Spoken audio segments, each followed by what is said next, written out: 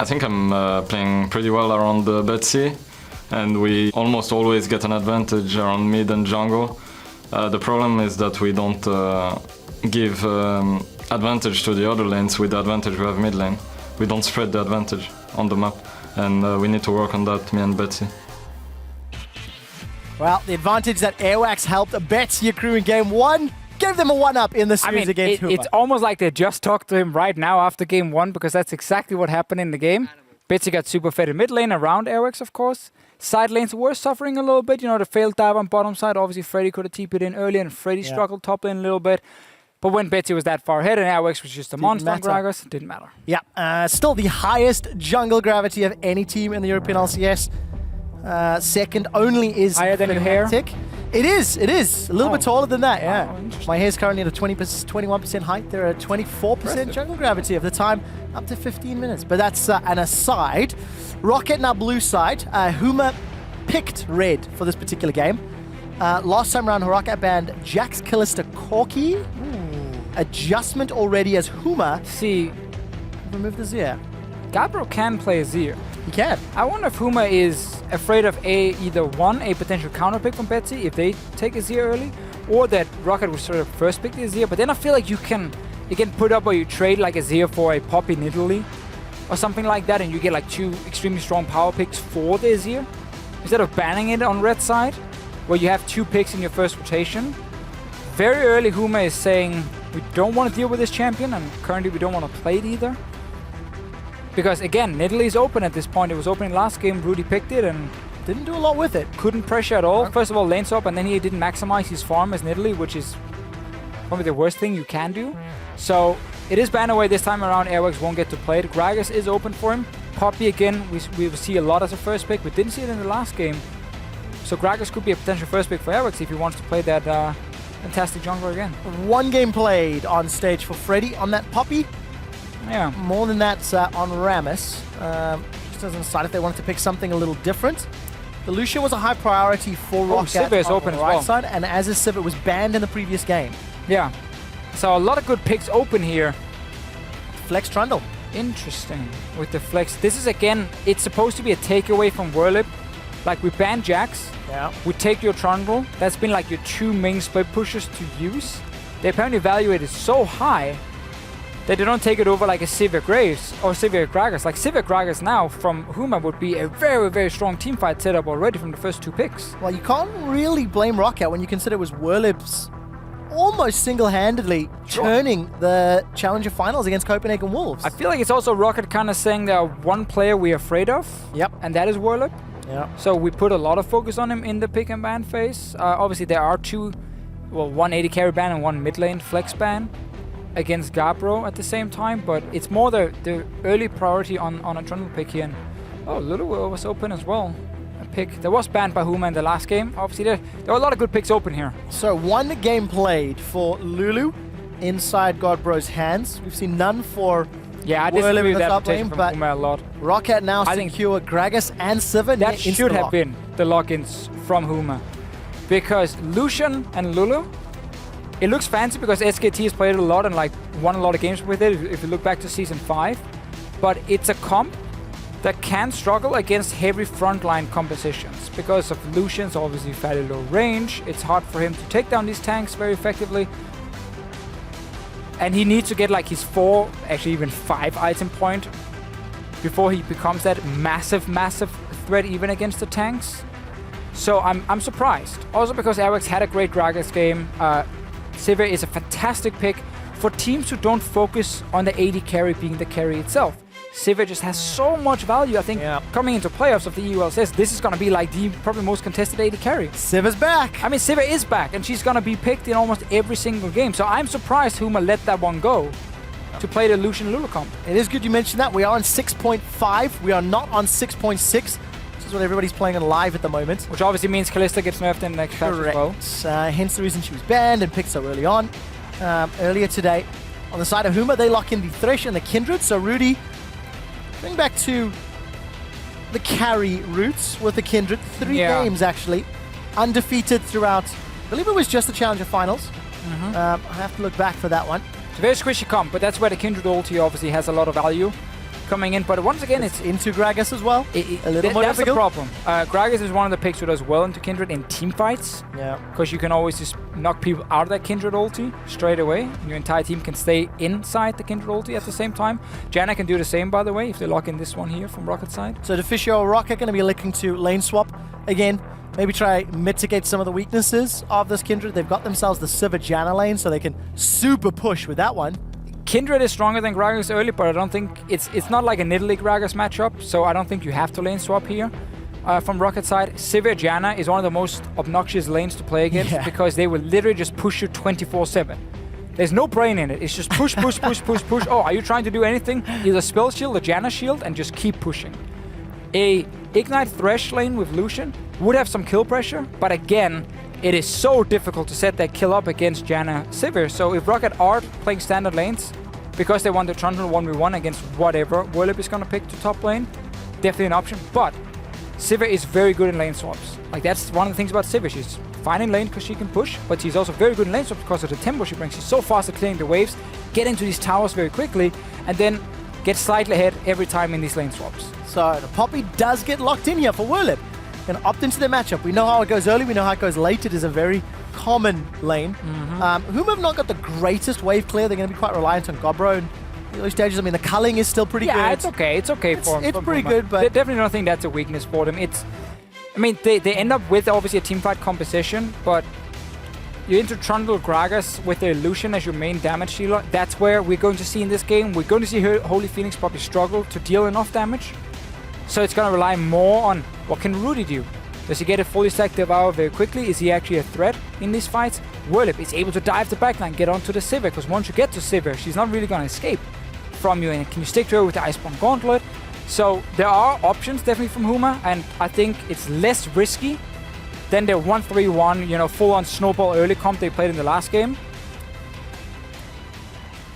I like it more in that case. I just think the first rotation, when Gragas, Sivir are there and you have banned away the Nidalee and Kalista, I mean, that's your first two picks instantly. So we have to decide, or we have to watch this game closely. Will Lulu Lucian be game-changing for Huma? Hashtag HMA win.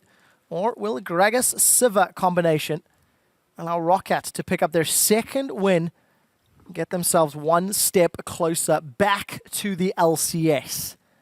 Freddie asked you guys to jump on Twitter. Team votes were in favor of Huma previously.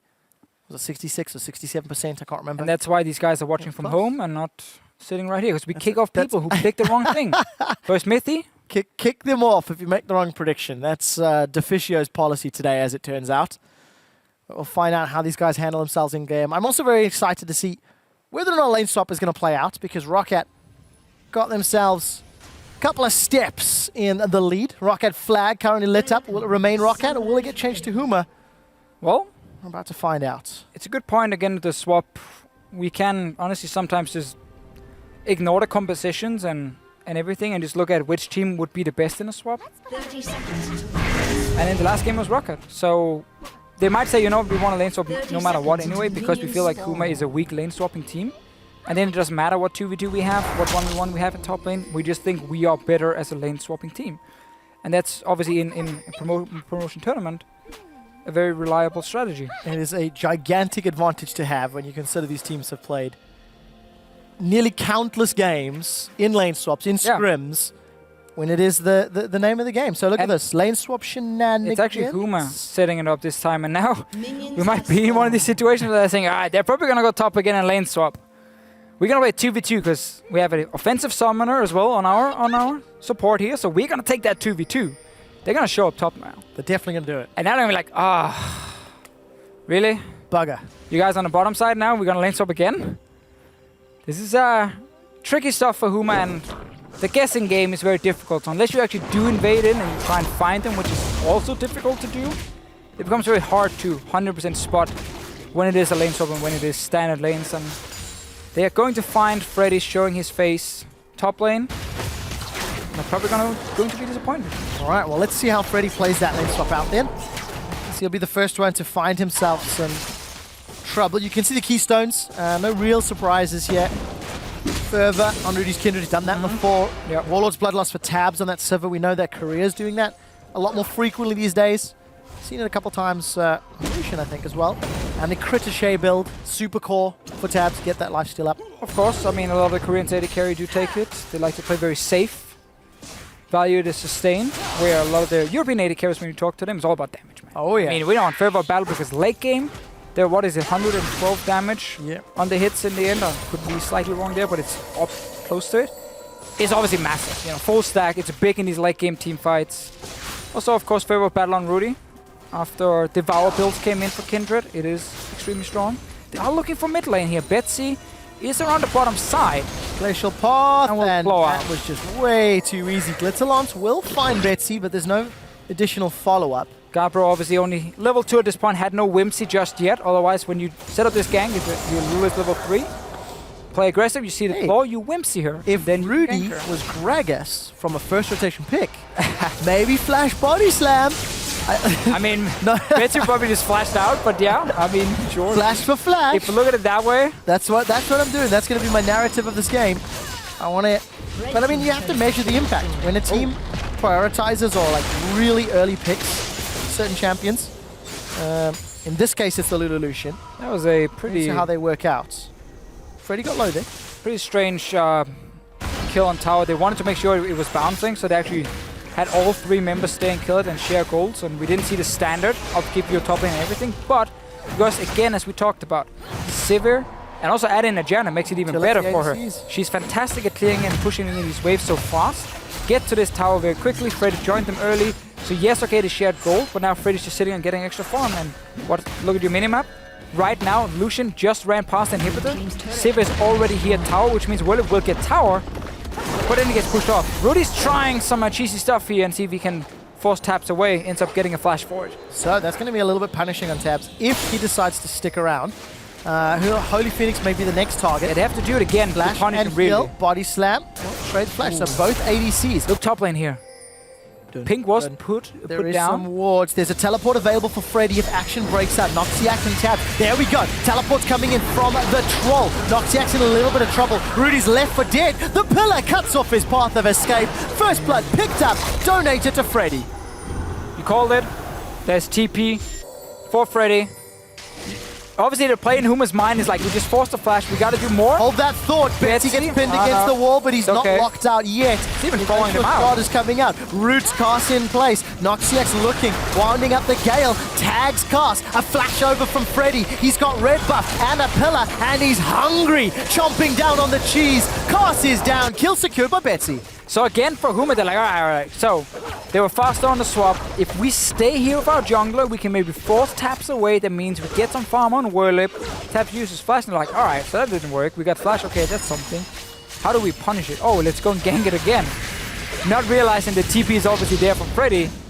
And also some miscommunication, it looked like. Because when the fight actually happened, Rudy jumped in when the rest of the team kind of jumped out. Like, look here. So they go in to see TP. Look at the lantern from Kaz. So you say, well, take it, jump out. Rudy's like, guys, they're going in. Like, oh, okay. And then obviously he ends up dying 1v3. Super easy kill for Roccat. And then Betsy is trying.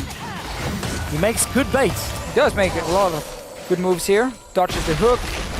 Doesn't just kick you out of the door, actually follows you out of the door as well. Also like Noxiac. Not the most difficult of predictions on that Howling Gale. And just to make it stick, we're not done yet. Elix does not get pinned against the wall by the heroic charge. Rolls out the barrel, goes back in with a body slam. Summoner heal's been used, a double knockup from Noxiac. A flash forward, drops the keg down onto Rudy's head. Jungler's lives traded 1-for-1. I like the lane swaps in this series here. It's not tower trading, it's just keep fighting around, you know, on the map constantly, but it's still going to be another tower for Roccat. So like, Huma is trying to force fights instead of playing the trading game. It's just not really working for them because they are picking the wrong fights or not respecting TP. Bot lane, they are pushing in. Freddy's trying to pick up the farm he can, and they're going to lose top tower now, and then Roccat can just swap to the bottom side again and start pushing for enemy tier 2, and they're very far ahead in this lane swap now. 2 towers to 1, 3 kills to 1, 2,000 gold already at 7 minutes. And then Freddy and Betsy are both running teleports. I think that's very crucial because Huma, like their comp I think is better when all of their parts are together. When you have Lulu plus Lucian and Kindred and running around. That's So you have to difficult run when there's around. 2 teleports to deal with. I mean, Lissandra is a fantastic pick. She's one of the most...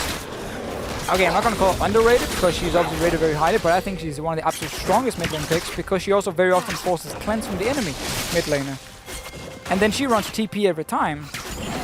So you get a massive advantage here because you now have side lane pressure from Lissandra coming in, and she's obviously great when it comes to engaging fights. Will be a problem late game for Betsy against a Lolo composition with proper engages because bursting down that one target is not going to happen, so you ult yourself instead and you create a massive zone. But Roccat right now, very far ahead in the lane swap. Bot lane tower didn't even go down, obviously, because Freddy was there to defend.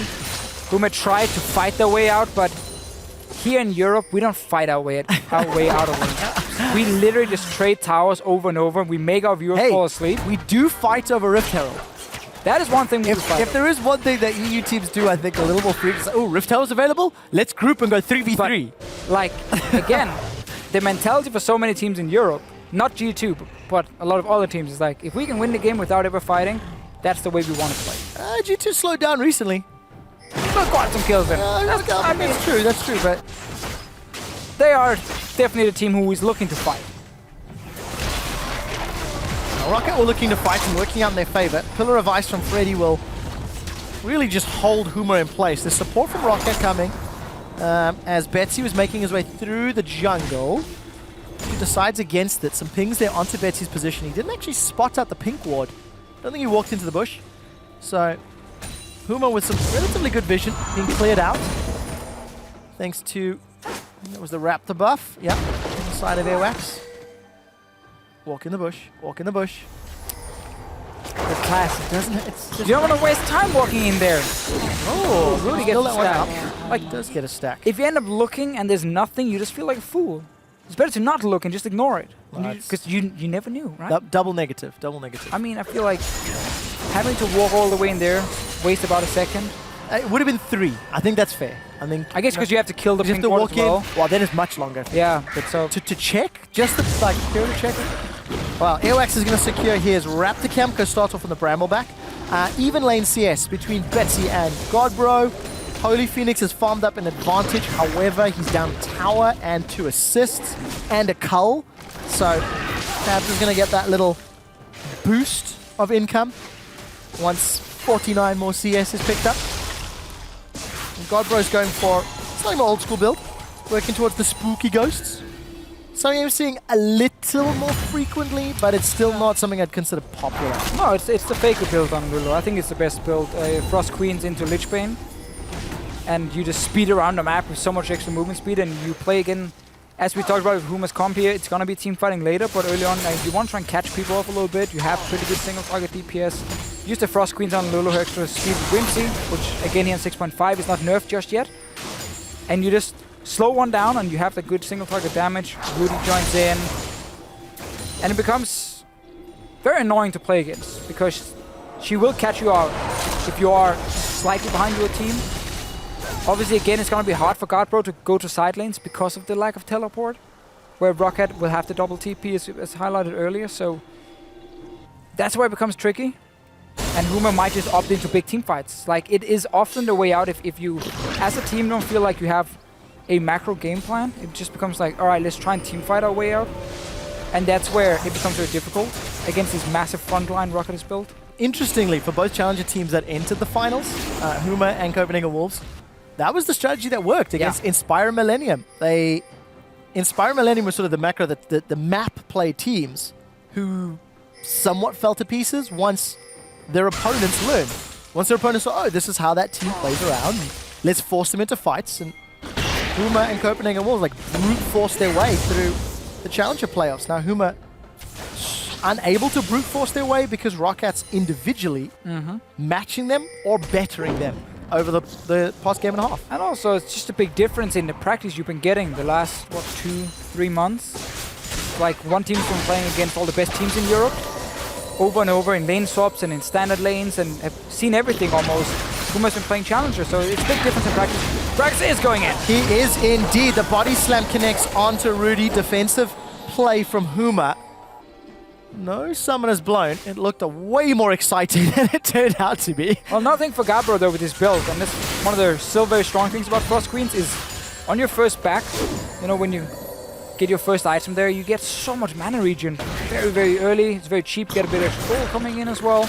And Lulu is actually a very strong laner, so as long as you can keep playing aggressive in lane, you can keep pushing it and having pressure, and that's where the early mana regen pays off a lot for her. Everything else is just an added bonus, obviously. Hey, killing the pink ward. Yeah, but this time he was actually walking this way around anyway, so it was pretty easy for him to just put in a ward and check.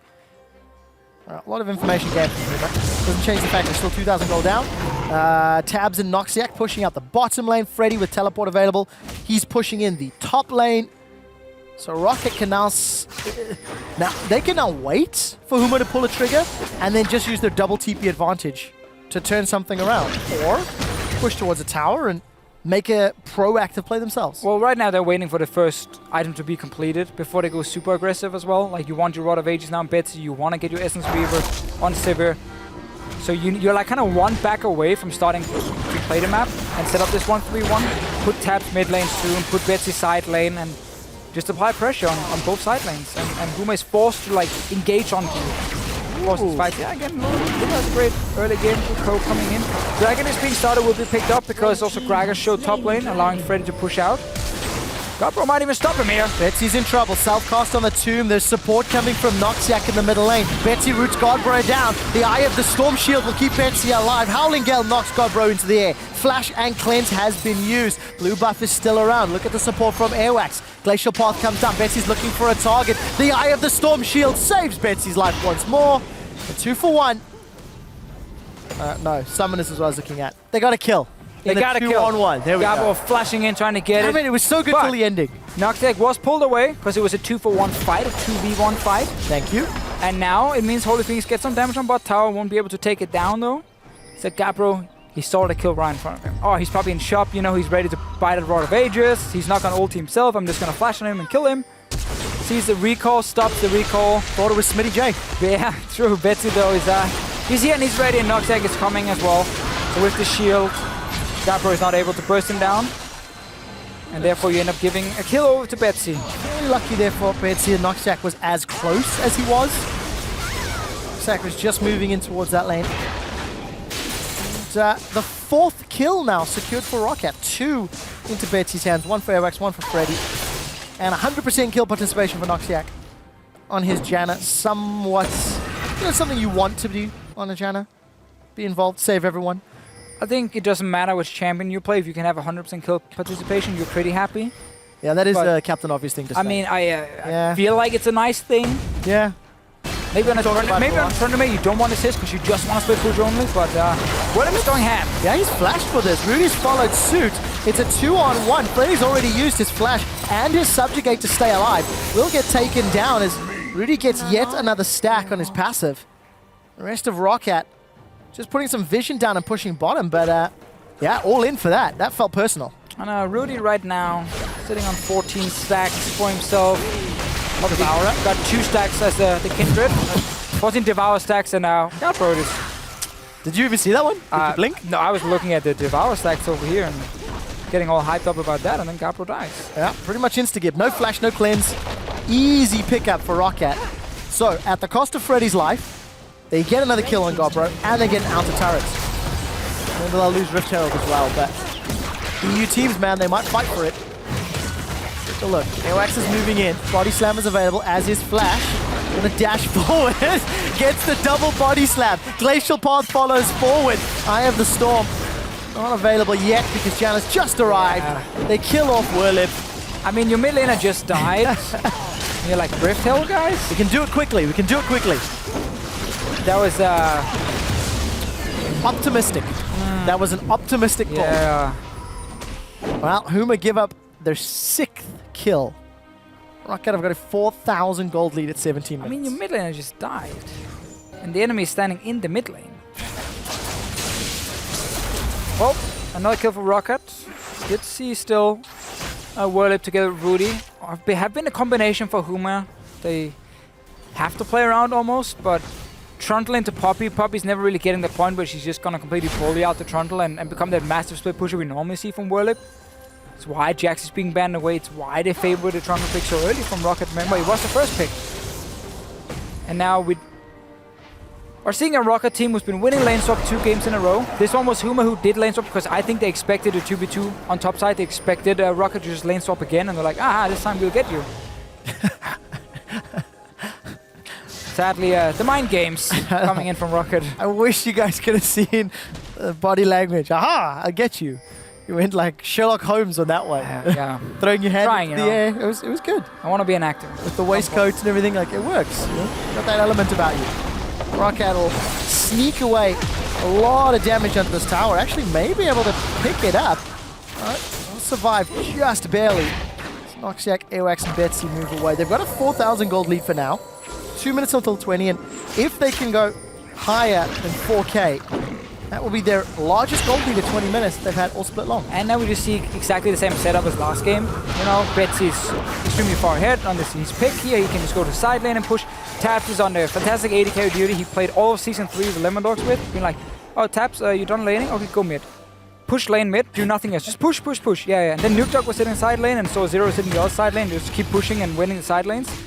And those were the good old days. Good old days, you know, 80 carries, they really enjoyed playing, just sitting, wave playing mid over and over. Back in the day, best solo laners in the split. And that is what Taps is doing again now, because that is his role in this team. And that's also why Sivir is so fantastic, because you don't need to give her kills or anything. She has so much utility, she's good at pushing in these waves, and she's very safe. Wave clear and press R. That's why I play Sivir. It's concepts I can understand. It's great, especially if your team wants to run a 1-3-1 setup. Doesn't automatically guarantee victories, though.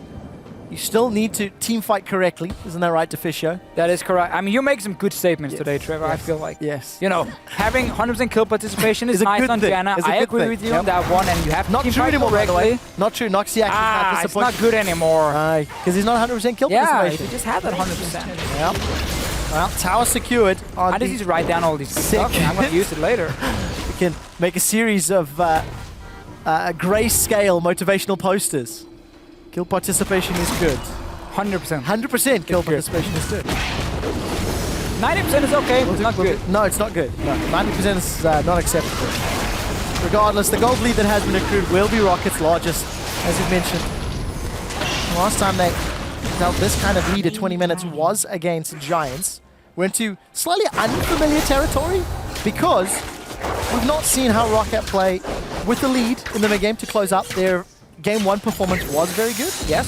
And now we need to see if they can do that again because... I mean, normally in the LCS, it's get a goal lead early and then kind of fall apart. Do nothing for about 10-15 minutes and then fall apart completely late game. Rocket's 10-minute numbers were good. And then from Very 10 good. to 20, it all went to hell. Yeah, and then late game, it went really bad. Yes.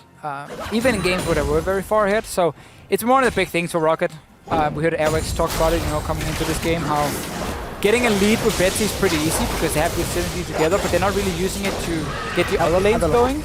And then also, he didn't say this, I'm just adding the next part now. Also, the late game calling from Roccat was a big issue, and like playing teamfights properly. As you just said before, Trevor, you need to be able to execute these teamfights. Even with Sivir. Even with Sivir. And it gets easier. Almost 100% kill participation, Janna. It gets easier with the Sivir, but... joke already, I think. Yeah, well, let's keep using it. All right, okay, if you say so. Roccat pushing their vision significantly deeper this time round, but their lead is much, much more noticeable. And Roccat haven't needed to use those teleports since, well, actually since that big engage about 10 minutes ago where Freddy came to help out Tabs. And yeah, that was just like, I don't think Betsy's used his team yet. I mean, there's not really been anything just in lane before because you have been getting everything. Now you get the full jungle control. And again, this is what we talked about last game. Just repeating it, 1-3-1 in, you take control of the... And great vision around Baron. And it's very important as a team, you know, when you play 1-3-1. Find your strongest lane. So in this case, it's going to be the Lissandra lane. And play around that lane. Scary. Airwax doesn't commit though, because only Janna behind him. Only Janna behind him. So nobody else around. Tabs pushing up the middle lane. The 1-3-1 is in full effect. Airwax is deciding where he wants to prioritize his time.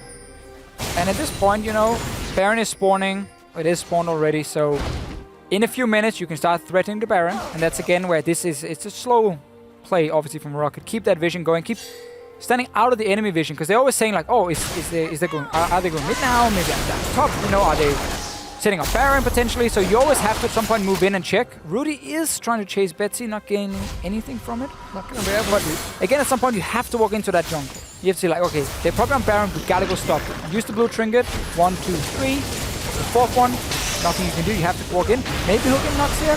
Noxiac gets caught, and Cast unfortunately will not find anything else. He's keeping the tower in place. Walks away, but that was a tower defense maneuver. It was. It works out because Roccat do not commit any further. Rudy's still working towards Devourer, by the way. 23 minutes in, I think it's about 26 or 27 stacks. 25 stacks, in fact. No additional gains since the last time I checked, so fairly late, and still needs a lot more time before Rudy's damage is relevant. And again, for Roccat, it doesn't have to be flashy right now. Just keep pushing in your lanes, get a bit of damage on every tower whenever you can. Mid tower right now is poked down to about 60%, so one more push, get it down to 20%, and the next one, you take the tower and you take all auto turrets, and suddenly you're like 26 minutes in, you can start taking the Baron or forcing a team fight around it, because once Huma walks in blind to stop the Baron, with your double TP, you will have wards behind them. TP in from Betsy and Freddy. Smack. Team fight should be won pretty much instantly. It has to say smack. 24-minute cookie again. Betsy's a little bit hungry. Just of Roccat looking to get fed. They're invading onto the blue buff. The Sentinel is the target. Whirlip. Steadfast presence will prevent any further body slam. Smite away from Rudy, but look at that pillar of ice. 4 members of Huma locked in place. The hammer will split up Roccat, and the culling does pretty good damage onto Airwax, but it simply won't be enough. Tabs in full retreat. This was all over a blue buff. All the while, it was a big team fight. Teleport and flash used by Betsy. Flash and cleanse used by Godbro. Yeah, Betsy got interrupted by Godbro. He actually jumped in, interrupted him with Whimsy, but then had to flash away and cleanse after Betsy tried to kill him in that 1v1 on top. Roccat somewhat overextends. Gets a little caught out in the jungle. They didn't have that teleport from Betsy complete, and Huma get the buff, but on the right target. So this is just a little bit of the setup going wrong for Roccat, because it's actually a good play, because you have TP advantage on top side. Betsy just has to actually run back in the lane before this play even happens. So Godbro can just walk in and interrupt him like this, because if Betsy TP is in here, that's instantly 3-4 kills from Roccat, because it's a 4v5. Godbro is doing nothing on top side. There's no tower he can push. That's just a setup going a little bit wrong for Roccat. 5 seconds before, you say, we're gonna contest this blue buff. Betsy move back in lane. You've already pushed it, just step back in the bush. Out of vision, then be ready to TP in, and then we take this fight here. Or Huma is like, okay, we can't take the fight. Maybe Godbro here were calling, I can see him, so you can fight 4v4, you can contest the blue, because I can interrupt him. And that's where it went wrong for Roccat, and it could have been a lot more. And these are the kind of plays, again, you will get when you have this TP Lissandra in the side lane against a no TP user because of cleanse. Freddy is getting ganked. We've seen this before. TP user. Freddy's a lot stronger than the last time this happened, and he's putting a lot of the hurt down onto Whirlip. The hammer will keep Freddy in place just long enough for Rudy to pick up the kill, get himself another stack, but at what cost? The rest of Roccat are grouped around the top lane. Last time this happened, Freddy died, Roccat got a tower. And this is again where Roccat has been struggling in the LCS, and they're doing the same thing here. They're still ahead in gold, but they're reacting very slow. 2-man dive bot lane. Tap should have been top lane already with Noxiac, and 4-man push in on that tower, and you take tower for the 1 kill. Kind of hesitating, running between the jungle, being like, oh, maybe I have to go back and push another wave, or can we really do anything top? I mean, there's no summoners on Godbro. This is where you are ready. Should have just committed. Yeah, the call is basically from Freddy, like, push up every lane. If I'm getting ganked, you guys have to be able to take a tower.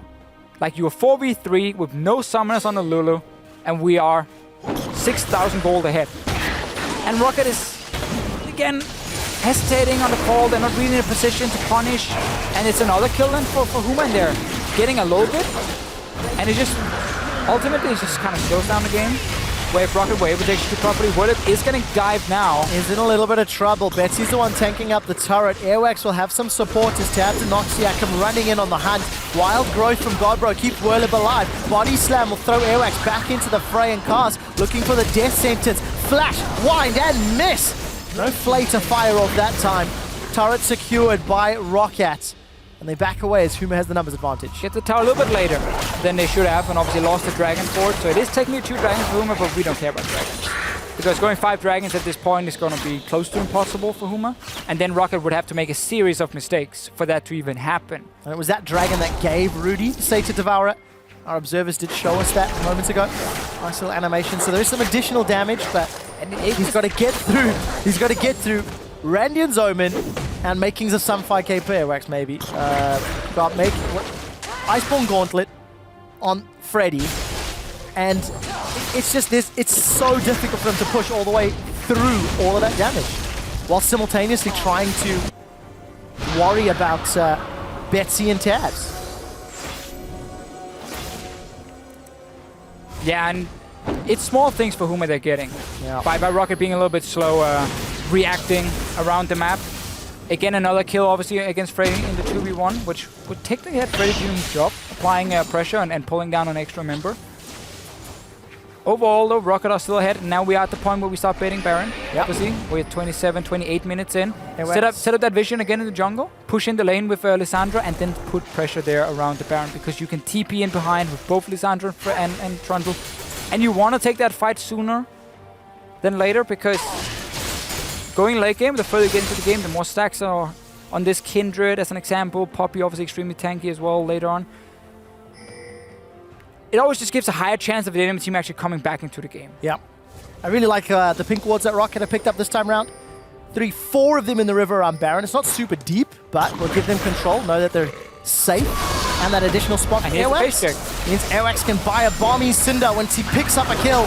Tabs is going to run down Cast. Well, Airwax is going to pull support. Tabs does get himself a kill before he's pinned against the wall by the Surge. Welip is now under threat as 3 members of Roccat are shutting him down. This is a fight on many fronts. A flash away as Freddy jumps onto Lamb's Respite. Rudy is moving out of the ultimate. He gets taken down.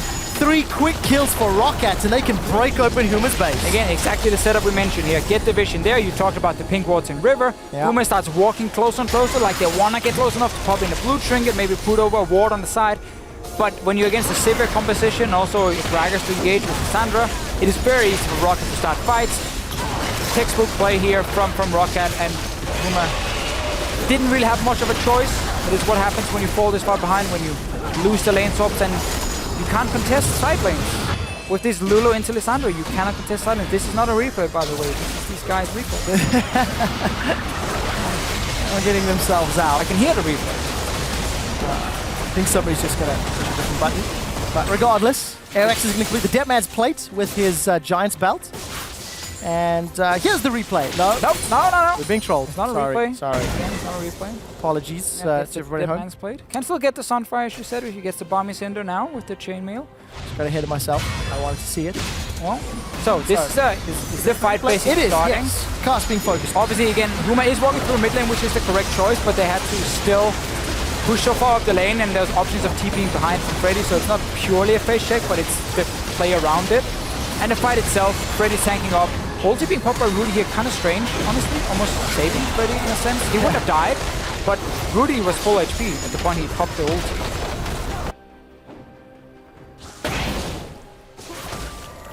Still, when you do want to go in and try and check the Baron, you got to push up mid first. It still sets up for their flanks.